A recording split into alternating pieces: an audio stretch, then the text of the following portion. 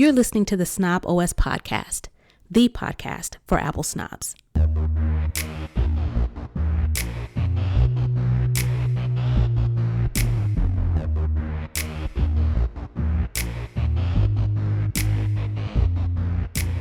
Hey, this is Nika Montford, aka Tech Savvy Diva. Yo, this is Terrence Gaines, aka Brother Tech. And welcome to the Snob OS show, the show for Apple snobs where we talk all things Apple and then some. Welcome back, everybody, and thank you for tuning in to the show and for your continued support. If you want to get access to the show live and also get some exclusive content, you can head on over to patreon.com/snobOScast to get all of the details. And with that being said, we're going to go ahead and jump into this week's show. We're going to kick it off with the Lowdown, where we talk all things Apple. First up, final word that Apple Car, also known as Project Titan, has been canned. No more Apple Car for those of you who were waiting for something else to purchase from Apple. This was announced internally by Apple COO Jeff Williams and Kevin Lynch, who head up the program. This was just announced. We just found out about it. What's today? The 28th today, but it was announced internally to the whole Apple team. So about 2,000 people worked on the Apple Car project. Some of the 2,000 that worked on this project will just kind of be folded over into Apple's current AI team. And I think I don't think all 2,000 are going over to the Apple AI team. I think some of them will unfortunately lose their jobs. I think it's more on the hardware side that you're going to see kind of that attrition, and more on the software side, they're going to retain those people that are going to go more into the generative AI space. If you don't know about Apple Car or Project Titan, around 2014, that's 10 years, we're in 2024, Apple has been working on some version of an electric car. No one knew if it was electric, if it was autonomous, what exactly was this Apple Car supposed to be. But as recently as the end of last year, I believe, word of the Apple Car had kind of popped up again, and they were expecting to release it in 2028 with a price tag of around $100K. But I think if you look at what's going on in the EV and the AV space, a lot of these companies are rolling back. I know it was announced Cruise, which is backed by General Motors, their CEO and founder stepped down. They're making some changes to that. They had the, Super Cruise was currently in vehicles for General Motors. Ultra Cruise, that program, which is kind of like a step up, the next step in fully autonomous vehicles, that program has been canceled. We've seen issues with Rivian. We've seen issues with Tesla. So I think, people have put a lot of time and effort into these type of vehicles. And I think people are realizing what I've been saying for a bit is that getting vehicles autonomously driven is no easy feat. It's extremely complicated. It takes a lot of work. It takes a lot of try and fail. But the goal of the Apple Car initially was that they would ship out a car, production, everybody in it would be fully autonomous and not have any steering wheels or pedals. I think their initial goal was a bit lofty for the amount of time they were planning to put into it, but it is currently no more. Yep. Trying to do too much. Like you mentioned, not only was the thing going to be fully electric, not only was it going to be fully autonomous, and according to this report, no steering wheels or pedals. Mm-hmm. We didn't ask for none of that. We didn't ask for none of that. And it furthers my suspicion that these companies, even companies currently with electric vehicles on the road now, really didn't want to do it. but either were succumbing to peer pressure or were getting greedy because of the supposed Tax breaks. tax breaks and Mm-hmm. the requests from customers that we want electric vehicles. And they really didn't want to do it. So they just, number one, put out a bunch of ugly vehicles. They brought out, instead of adding a electric version to the cars that they already had on the road, they had to bring in these whole new lines of vehicles, which means new manufacturing lines, if not new plants altogether. Mm-hmm. So all of this investment and all of these, like you said, lofty goals and all these technologically impossible features that they were trying to add to them leads me to believe that they just threw some stuff out there knowing that it wasn't going to fly, knowing they didn't have the infrastructure, knowing they wasn't sure if you could mass produce electric vehicles when making a battery powerful enough to drive a car long enough for people to buy it, that's expensive in and of itself.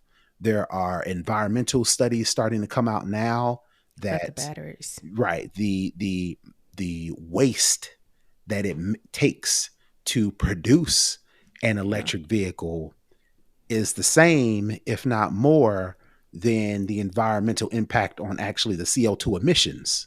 Yeah. So it's just like, well, most people want electric vehicles because, one, not only is it the future, two, I can save on gas, and three, it's supposedly, air Be quotes, environmental safe. environmentally safe.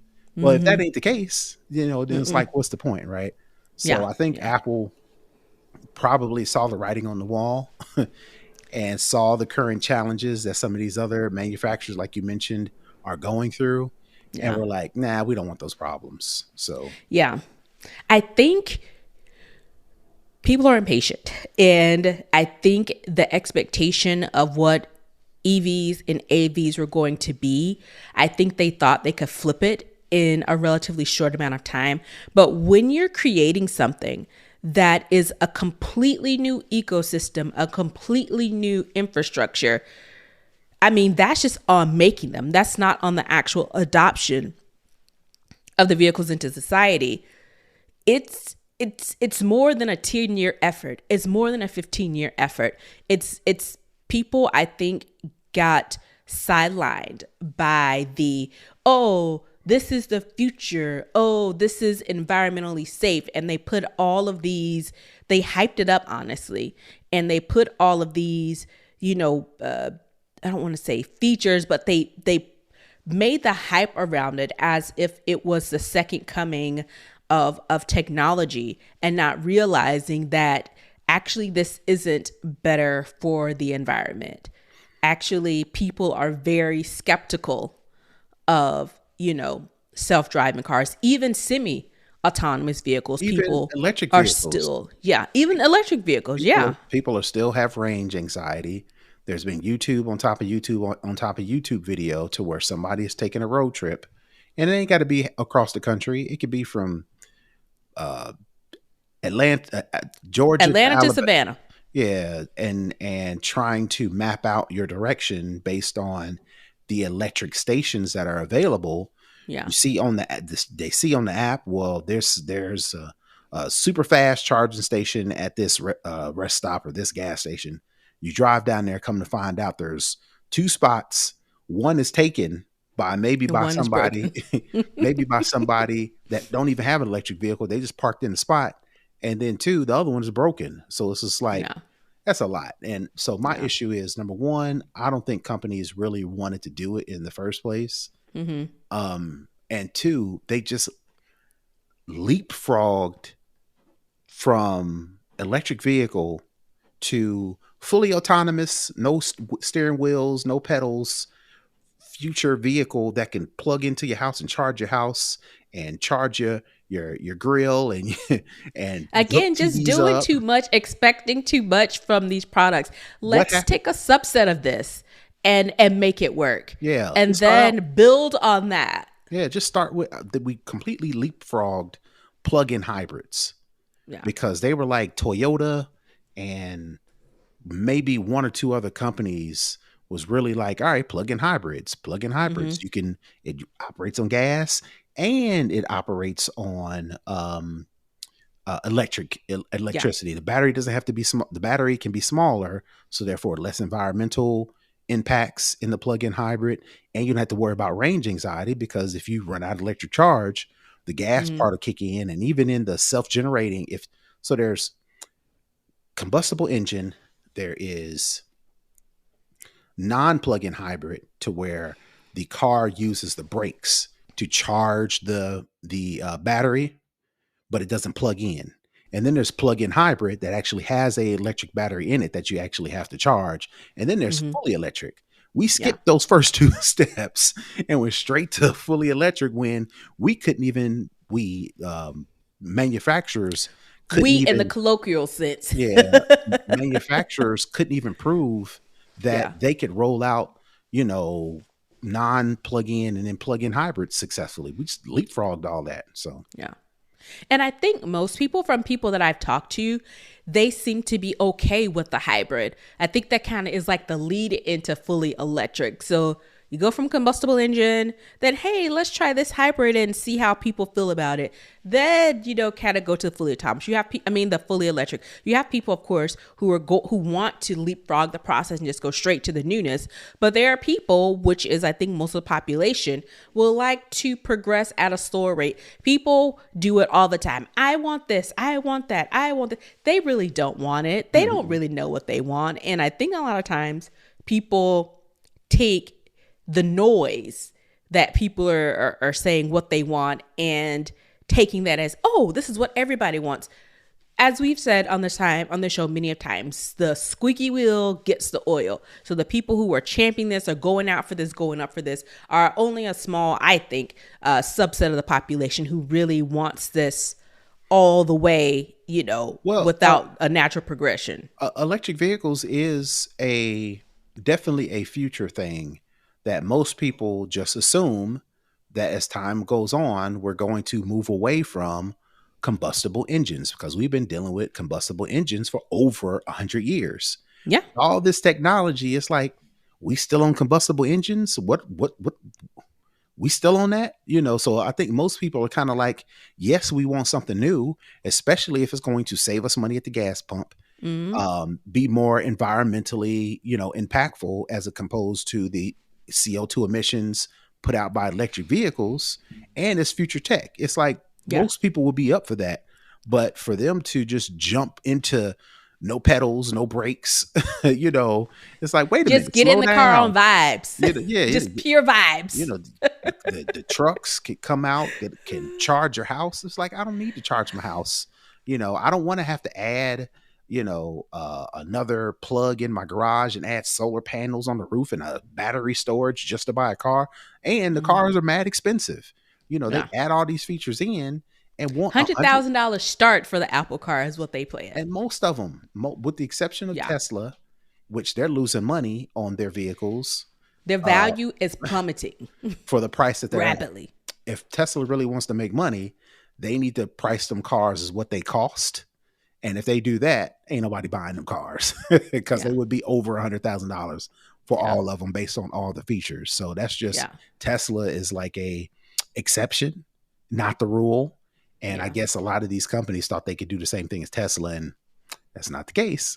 And I think it only worked for Tesla is because they were the only for the longest time, and they had a great marketing department. It was like, if you get a Tesla, this is like exclusive. You're like something, and people chase that high of being, in that exclusive club or that exclusive group. And Tesla was able to capitalize on that and corner a large part of the market for that. But, the more people get into it, the more other companies got into EVs, the credits for the consumer start to disappear because it's like now anybody can get an electric vehicle. And so it kind of took some of the luster off of it. But again, Tesla has their foot firmly planted in the market space, and no one else has really been able to touch it. All right.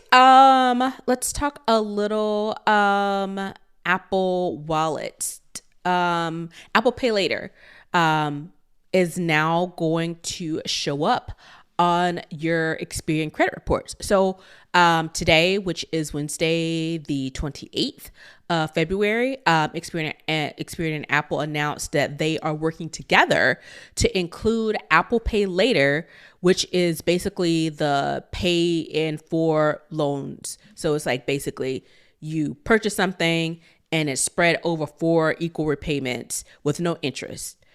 So that's basically, what Apple Pay Later is.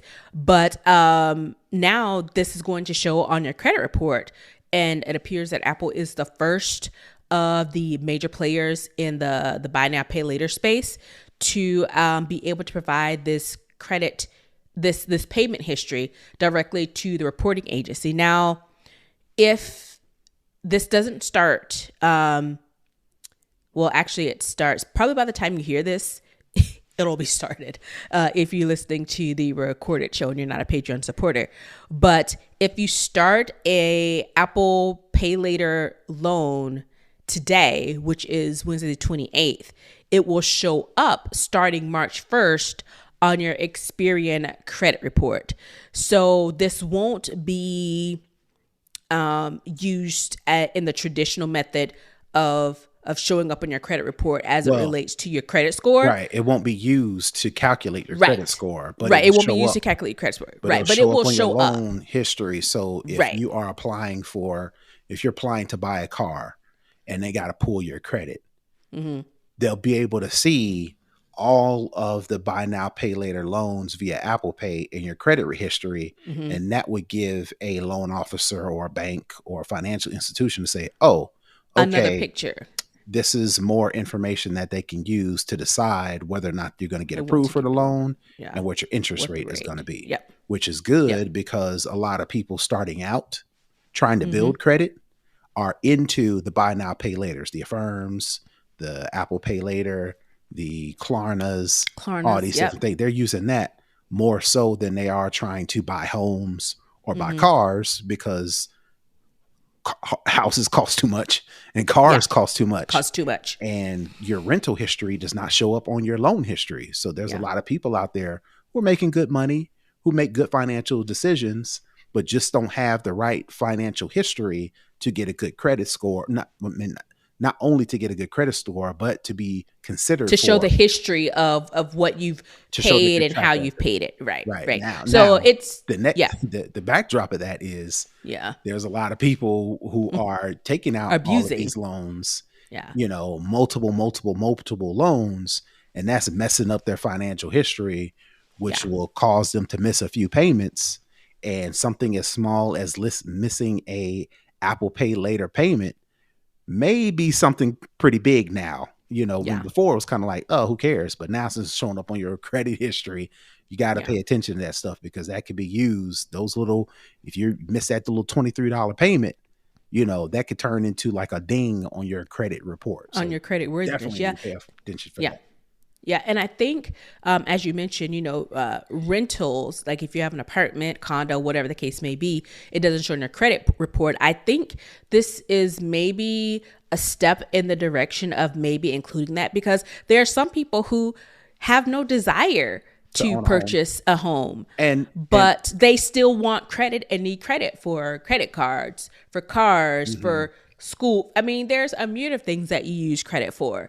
And, it would give them that option. And I think this is a good thing.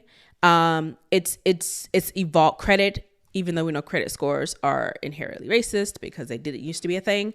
But it's one of those things where it's expanding it's growing with culture and society. We are a different society than we were, in the 70s, and the way we manage money, the way we handle money. So a lot, like you mentioned, Klarna, Affirm, now Apple Pay Later, all these companies, and a lot of people are using it. And I think it's going to help in the long run, as long as you're responsible. But that's the same way with anything, as it relates to credit. If you get a credit card, even if it's only a $500 credit card, you max it out and you don't pay it's negative. So it's one of those things where people just need to be aware And I think Apple, I don't know, I haven't seen any email in related to it. I just think, I don't know if when you sign up for an Apple Pay Later, if it has like some rules or, stuff that people just don't skip over. But hopefully in the process now, it'll be kind of like a glaring thing. This is going to be reported on your credit report, blah, blah, blah, blah, so that people are aware of what's going to happen now with Apple Pay Later and your credit report. Yep. All righty, moving on. Talk a little Apple Vision Pro. We talked, I think, a little bit last week or maybe the week before about, there are rumors or speculation that it was a high rate turnover in the return of Apple Vision Pros after people got them and played with them, did their videos or whatever for social media and returned them. Well, apparently, according to Ming-Chi Kuo, who is a known Apple analyst, they're usually up on the latest trends and rumors and those types of things. Did a little bit of an investigation, and apparently the return rate is about the same as the iPhone 15 Pro. So again, I mentioned Ming-Chi Kuo. I'm not sure if it's a male or a female, so I'll just use they. In the investigation that they did, found that just 1% of Vision Pro owners return their headsets, which apparently is fairly standard. They say, quote, according to my inspection of the repair refurbishment production line, the current return rate of Vision Pro is less than 1% with no anomalies. And this is it's him, which he stated on his Medium post. Additionally, quote, it's worth noting that 20 to 30% of the returns are due to users not knowing how to set up their Vision Pros. So it's to break it down again. Less than 1% of the Apple Vision Pros are being returned. Of that less than 1% that are being returned, 20 to 30% of those returns are because people don't know how to use the thing. Which is why Apple was stressing that y'all set an appointment, come to the store, let us help you do a trial fitting, and let us do like this little demo to show you what's about, and I'm pretty sure people just wanted to get the product to be first and to do all the cool videos. Yeah. And then once they got that done, they're like, all right, how do I actually use this thing? How do I actually use this thing? Right. know, or, just people wanted to buy it and didn't take the time to learn and see how this integrates into their productivity or entertainment or whatever lifestyle, and just like the FOMO is over. Now they're like, all right, well, let's go ahead and take this back. I'm not saying because it's just going to collect dust. I'm not saying, attending Apple's trial fit / demo was going to solve all those issues. But I think Apple knew going into this is like, all right, we can't just sell this thing and expect people to go on YouTube and figure it out. Let's set something up, because if they don't know how to use it, there's a chance that people are going to bring these things back for the sole reason of, I don't know how to use it. That's the case. But maybe with those sessions, they were able to mitigate some of those people who even more so these numbers would have been boosted up, that people returned them because Apple was able to be proactive and get out in front and say, hey, let's show you how to use this thing. Mm-hmm. Yeah. And so just a little bit more context. I found this article on Apple Insider, and based on the data that Apple Insider collected for, I guess, a little bit of context and comparison for the Pro line of iPhones. In the first month, the return rate for those were about 1.2%, with the non-Pro line return rate about 1.4%. For the iPad Pros, after the first month of the new release, they were returned at about 0.9% of buyers. And the least expensive iPad was returned at about 1.5%. So again, the less than 1% return rate is in line with the other Apple products. So this isn't like it's like, oh my God, people are returning them, but it's on par for the return rate for other Apple products. So again, as I mentioned, the squeaky wheel gets the oil, and the all of the folks on social media talking about, oh, it's returned. I'm turning around. I'm taking it back. It apparently wasn't really that much in comparison to other products for Apple. That is going to wrap up the lowdown. We're going to head on over to Second String, where we talk all other tech. Now, this story is a little bit interesting. If you think back really hard to about 2 weeks ago, we talked about Google Gemini AI, formerly Bard with Google, which was their text to image AI system. Well, as of last week, so only after a week after they relaunched this with the new name, they've paused the program because it was discovered that wide use of this model generated a racially diverse Nazi-era German soldiers, U.S. founding fathers who were non-white, and even inaccurately portraying the race of Google's own co-founders. Just a whole week into this new AI system that was highly touted by Google, it's been paused.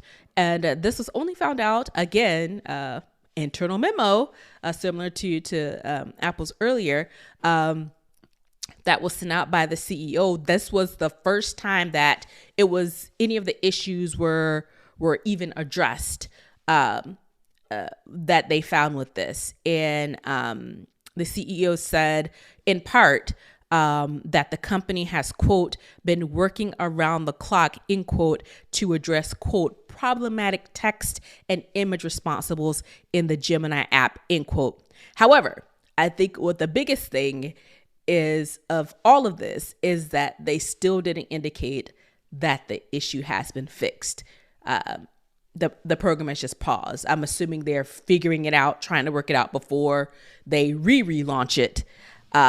So are you the least bit surprised by this this revelation? Well, a little surprised. Well, not really. I'm not surprised because of we don't know for sure what data, what information is being used to train Google's Gemini AI. We assume it's scraping the internet, it's scraping Google's, databases to generate these text to image images. So we assume that Google, since it's the biggest search engine in the world, it can go far and wide as the type of data it has available to it. Mm-hmm. It is a little surprising that they're not able to successfully use that data to generate content based on the input of the user, right? Mm-hmm. You definitely don't want Nazi German soldiers unless you're actually saying, show me an image, create me an image of Nazi era German soldiers, right? Mm-hmm. My guess is nobody was typing that in, but this popped up, right? Mm-hmm.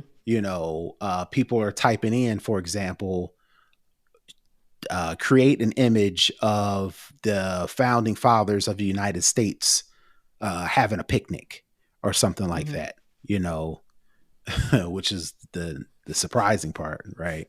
Mm-hmm.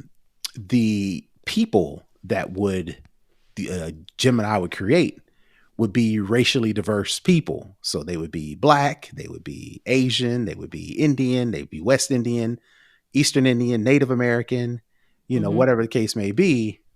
And, I think that along with the Germany soldiers, people was like, oh, okay, now, we've got a problem, because representation matters again. Yeah. When, let's just keep it 100, a white person types in, create an image of a person sitting down having a picnic, you just assume that is going to create a white person, man or woman, mostly men, right? So black, brown, Mexican, Indian, non-white people. We, when we're going to create an image that represents us, we have to say, create an image of a black man, create an image of a white woman, or a black woman, create an image of a Native American or an Eastern Indian or a West Indian or a Caribbean person to drill down. You have to give a specific context to get in return what you expect. So I'm like, all right, well, it sounds like it's working, because now white people have to type in, draw an image of a white person, having a picnic, Yeah. I don't see a problem with that. I don't see a problem with that. But I'm assuming since people were typing in to create these images and what they pictured in their mind didn't automatically transfer to the image that they were presented. Oh, now we've got a problem with Gemini being woke. Now Gemini's woke all of a sudden, So that is the flag that Google decided to say, hey, we need to work on this. When before, when before it was kind of like, this is what we expect. This is what you're going to get. Now, if you want something more specific, drill down, which my thing is, if anybody wants something specific, you got to drill down. It shouldn't be on a smaller subset of people to have to drill down to get exactly what they're looking for. It should be the same across the board. Everybody should have to drill down, or you just going to have to type an image and you just have to get somebody to make and see what you get. And then if that's not what you want, then you got to be a little more specific. Yeah. Right. So I'm not saying it's totally on that. Ultimately, like I mentioned before, you would think Google, of all people, with the most amount of user data, would think that they would be a little bit better at this. And the fact that they're not, I guess that's the surprising part. Yeah. We'll put the link in the show notes to read the full statement from Sundar Pichai, because it's long, but it gives you a little bit more context about what their thoughts are, and their meaning Google. But I think the most surprising thing is that we just talked about this 2 weeks ago, and then a week after we talked about it, they paused the program after it was relaunched. Yeah. Right. Yeah. So, and then a week later, now we get the statement saying, this is what happened, apologizing, this is what we're going to do. It's not acceptable, blase, blase, blase. And again, like you mentioned, as much as a certain, population of people talking about DEI and woke, this is why you need diverse people in product management and program management, in data collection and software engineering, because when you have these blinders on, or when you have, a certain group of people who have they're only thinking from the thought process of their experience and not the experience of others, you get these types of things. So when you're thinking of, DEI, it's for a reason. It's not just to put people in positions, quote, that they don't deserve or that they don't earn. It's just making sure that the society that we live in is equitable across the board to everybody. So, I think, again, as big as Google is, as smart as the people that they have working there, that, this a week after it was launched, is the result. So I guess we'll see if they unpause Gemini, and if they fix the issue. So it's something, obviously, that's ongoing. That's going to wrap up Second String. We're going to head on over into For the Culture, where we talk about socially relevant things, what's going on in the world, what's going on in society, what's going on in pop culture, sports, entertainment, whatever the case may be. Basically what's going on in these streets that we want to talk about. Before we get into that, we are definitely going to get in our last installment of 2024 of Teching While Black, and we're going to round it out with Delane Parnell. He is an esports innovator whose work at Inkwell Venture Capital made him the youngest Black venture capitalist in the U.S. He founded Play VS, which is a high school esports platform, and he did this in 2017. In 2018, the company raised $15 million in Series A funding led by NEA, which is the industry's largest raise for a Black founder.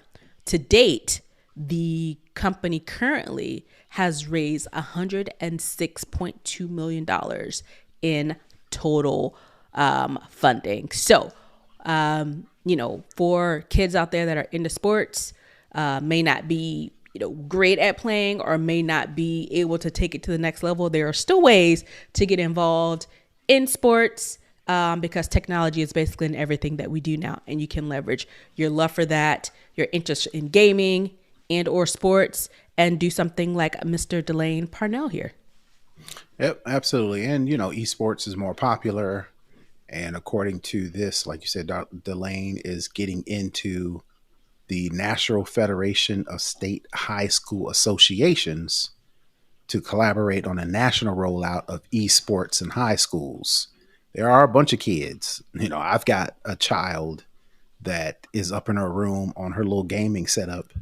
The second she handles all of her school and family obligations, right? That's what she's doing. If she ain't doing what she's supposed to do at home, if she's not doing what she's supposed to do at school or based on school, that is her outlet. That is her hobby. That is her thing that she does. So the fact that there are resources for kids like her who can look at this as an actual sport or an actual career, it's coming more and more feasible with the help of people like Delane. Absolutely. So we salute you, sir. So that's the positive end of high school sports. We're going to take a look at the negative end of high school sports and the youth sports culture. Cam Newton, local Atlanta guy, former NFL player, most known from playing with the Carolina Panthers, went to a Super Bowl, NFL MVP.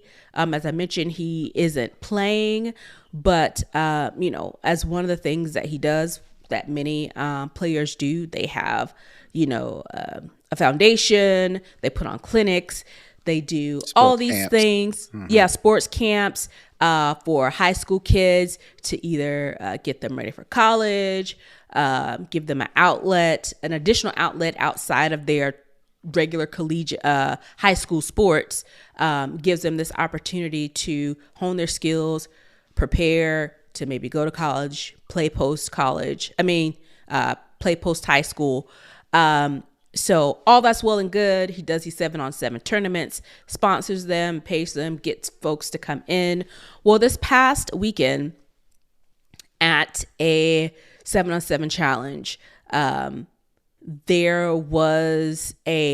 calling it a brawl that involved Cam being basically kind of jumped by 4 other coaches from a team that was participating in the 4-on-4 tournament. So it all started off as fun and games because people were laughing because these 4 guys ran up on Cam Newton and they ran up, but they got done up because he handled all 4 of them expeditiously. And so people were, laughing about it, making jokes about it. But at the end of the day, you have these grown men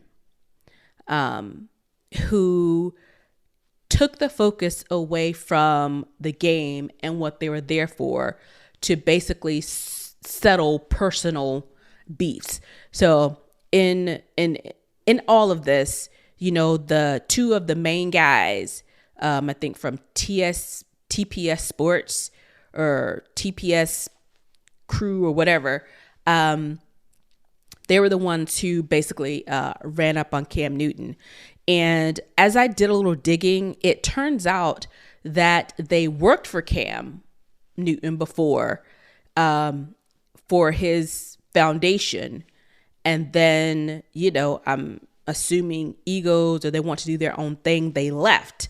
So it was a lot of, if you know Cam Newton, know anything about him, trash talker extraordinaire, which most athletes are. They talk a bunch of trash.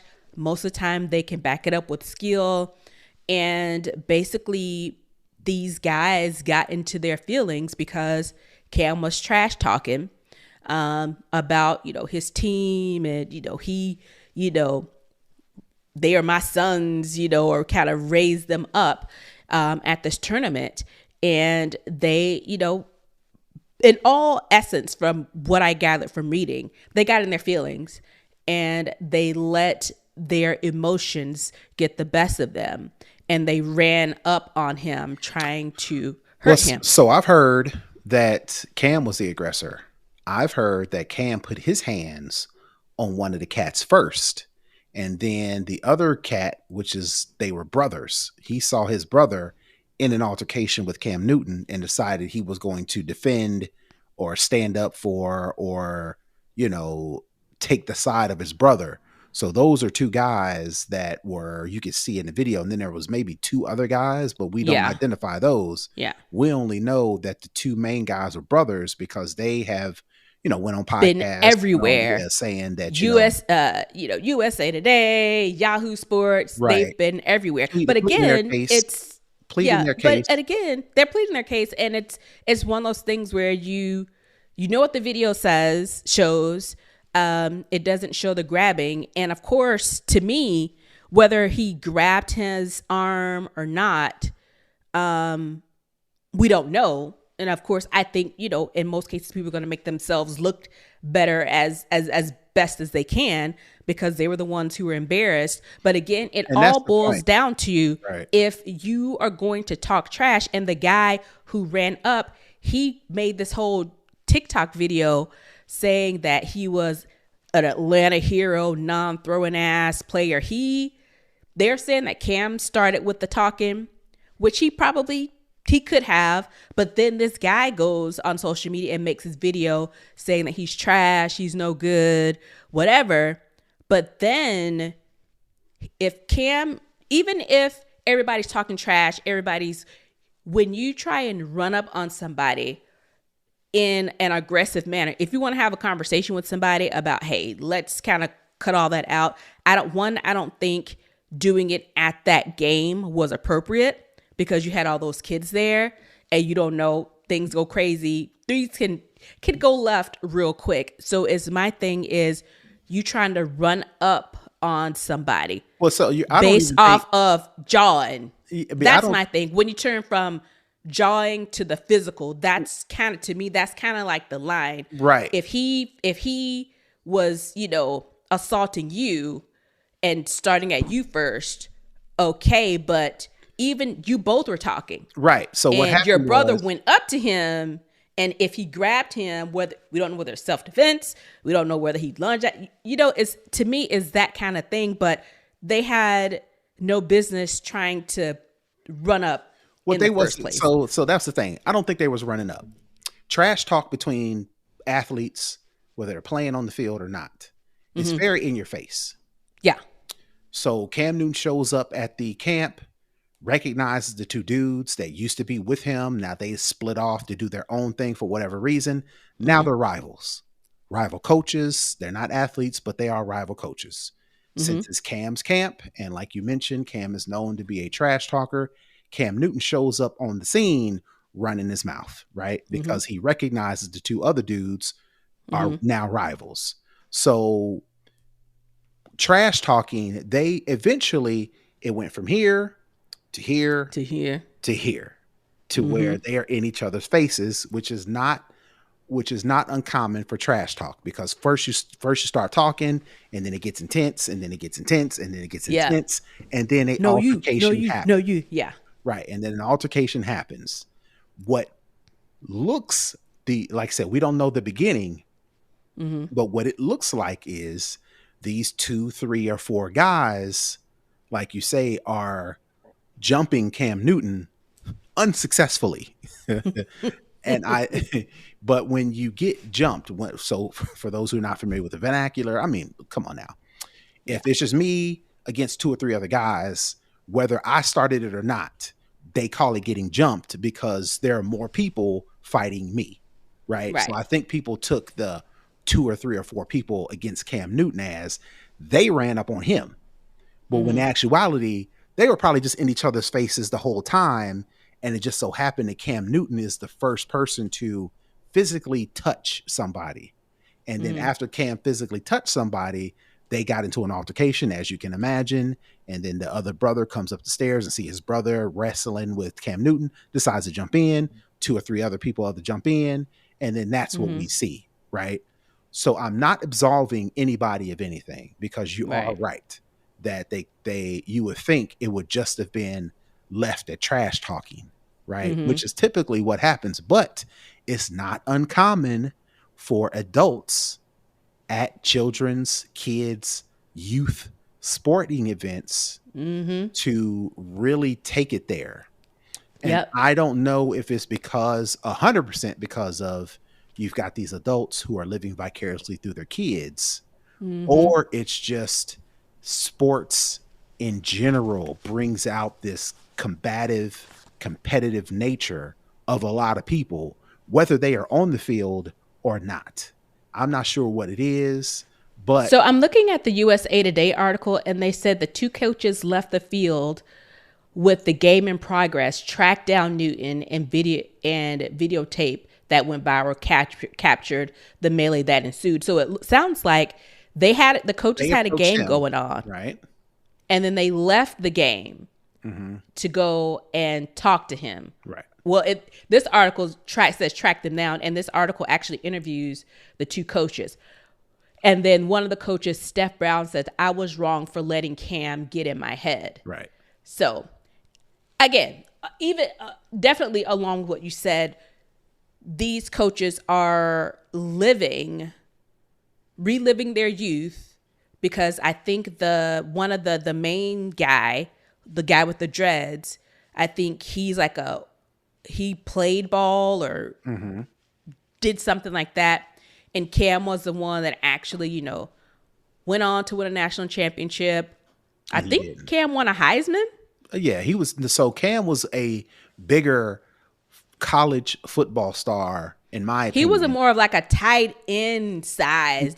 He's a big guy. Right. He was more, he had more popularity and more success as a collegiate football player.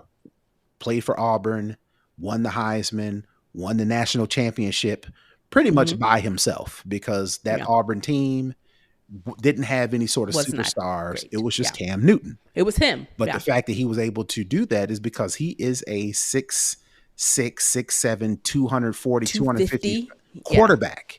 That, like you mentioned, that is tight end / linebacker size, and he's doing that as a quarterback. So that's his benefit. So of course he hasn't slowed. Well, I won't say slowed down. He hasn't, gotten around. He still looks like he's in shape. He's still fit. Right. Yeah. So he is very intimidating. On top of the fact, and then you throw in the fact that he talks trash. He got a lot of money.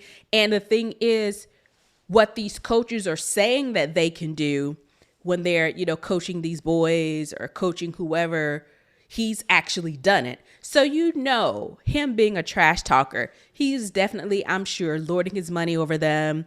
The Heisman, the national championship, the Super Bowl run, the NFL MVP, every chance he can, especially since those guys left his company, did their own thing, and they're kind of jawing. And the guy, making his video about, he's not great, he's sorry, he's lame. They are bringing adult things, issues that they have to be like insecurity. There's macho stuff going on to a kid's game. This is a tournament for children to help them improve their skills to play college ball, play pro ball, if that's what they want to do. And you're doing this. in front of these kids when you're supposed to be the role models and the responsible ones. Now they see y'all out here talking shit, just being, fighting, just doing all this stuff. It's And you're supposed to be their leaders and yeah, their coaches and their role models. yeah, it's definitely not a good look. But I guess my thing is, it's not specific to this particular group. It's not specific to Cam. It's not specific to these other players. It's youth sports, period. It's youth sports, period. And like I said, I don't know if it's. I'm pretty sure there are some coaches, there are some parents who are living vicariously through their kids. So they want to see their kids do the best, be on the best teams, be the best position, get the best resources, right? So they, as parents, as once maybe possibly played sports but didn't get to that level, you could definitely say, I'm pretty sure some of those attitudes, some of that emotion comes through from, I used to be a player, now my kid's a player, so I know a thing or two, and you're not going to tell me, or you're not going to tell my son or my daughter, whatever the case may be. I think more than that, sports, it just, because you can see it, we've seen altercations to where it ain't even the coaches, it's the parents. It's the parents. It's the parents against the parents against the referees, referees against coaches, kids against kids, coaches. Yeah. It's all just a mess. It is all a mess. So while, yes, this is not a good look for this particular instance, I don't want people thinking, oh, that's the problem with black boys, or that's the problem with, coaches, whatever case may be. It is not specific and exclusive. Football, basketball, baseball, lacrosse, soccer, field hockey, softball, gymnastics, and it just so happens, dance, all of it. And it just so happens why this is so popular is because it's Cam Newton. If this was some other random coach, it wouldn't from have another team, right? Yeah. But at the same time, ultimately, cooler heads have to prevail, and you look to the adults to be the cooler heads, and in many cases, it's the adults that we've got to keep an eye on. The kids, they know how to keep it on the field for the most part. It's the parents or the adults that can't, which is, ultimately, the actual problem. And to add, these things have turned deadly. There was an altercation a year or two ago to where, I can't think of his name, but a popular NFL player, he was at an event where his brother was a coach, got into it with another team's coach, and somebody lost their life. Again, it wasn't the quarterback who got involved, but his brother was involved, to where I think he unalived somebody as a result of one of these altercations. There have been plenty of the sporting events that have turned tragic because people can't keep their cool. So Super Bowl parade. Right. Exactly. So you don't want to see it at a sporting event, and you definitely don't want to see it, especially with kids, and you don't want to see it with the adults at a sporting event. Now, it's one thing if Cam Newton was playing against these two coaches and they were physically playing against each other, they've got past history, so they extra with it, and then a fight breaks out. Y'all ain't even playing, and y'all out here fighting. Stop being stupid. Stop being stupid. All right. That's going to wrap up for the culture. Let's head on over to the hookup for our tech tip of the week. Yeah, sure. So like I mentioned in the pre-show, we were pretty busy this weekend. We actually went out of town to a sporting competition, and me and my wife both went, but we went at separate times.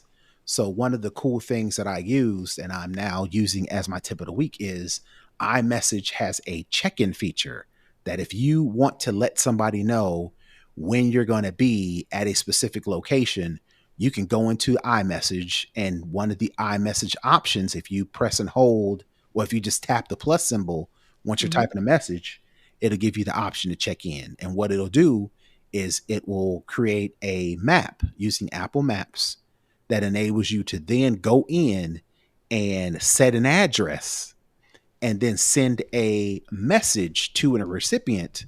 And in that message, it'll give them information on when approximately you will arrive at the destination that you sent in the message. You can tell it to whether you're driving, if you're walking, if you're using transit, almost like you're going into So do you do it in advance or do you do it in real time? You can do it anytime.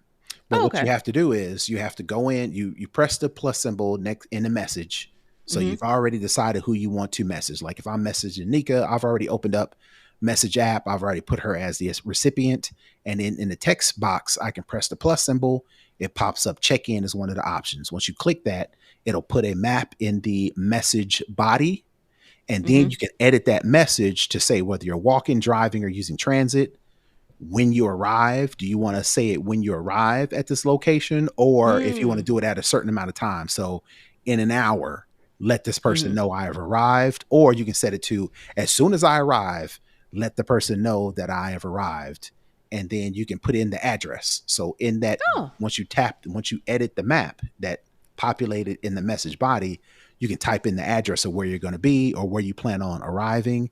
And then it'll use that information to let the person know that as soon as you hit the area, like if you put, for instance, in our case, I wanted my wife to let me know when they arrive at the hotel because I'm already there, but I'm Mm-hmm. out doing other stuff. But I still want to Mm-hmm. say, hey, let me know when you arrive. So instead of you getting to the hotel, you checking in, you taking your clothes up to the hotel, you go use the bathroom, you go get something to eat and be like, oh yeah, Mm-hmm. I forgot. Terrence told me to let him know. It's an hour or two later. I'm at my phone like, yo, did she fall off a cliff, a cliff somewhere, right? If you set this up ahead of time, you don't have to worry about it. Once you hit the location, it'll automatically fire off me a notification saying so-and-so has made their location. So that is my tip of the week. If you need to let somebody know that you're going to arrive at a location, you can definitely use the Apple iMessage check-in feature to do that automatically. I'm definitely going to do that for my trip that Mm-hmm. I leave on tomorrow. Yep. That's a definitely good tip. All right, that is going to wrap up the show for this week. Brother Tech, tell the people where they can find you. Sure. You can find me all over the internet at Brother Tech. That's BROTHATECH. And you can find me at Tech Savvy Diva everywhere. Again, we definitely want to thank you for tuning in to the show. To connect, to comment, to share, and to support our show, head on over to snobblewestcast.com to get all the details. And that is going to be it. We will see you guys next week. Peace. Bye, everybody.